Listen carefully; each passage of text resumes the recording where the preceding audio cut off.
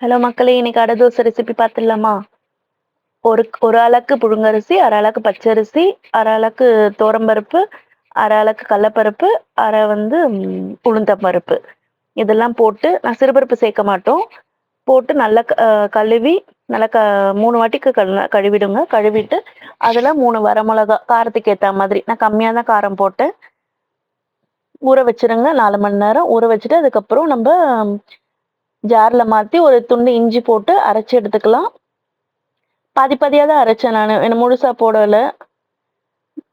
அதுக்கு அடுத்து அரைக்கும்போது அதில கொஞ்சம் தேங்காய் பால் போட்டு அரைச்சுக்கிட்டேன். அரைச்சு எடுத்துட்டு, நம்ம மஞ்சத்தூள் போட்டுக்கலாம், உப்பு சேர்த்துக்கலாம். தேவையான அளவு உப்பு சேர்த்துக்கோங்க. அதோட கொஞ்சம் பெருங்காயத்தூள் சேர்த்துக்கலாம்.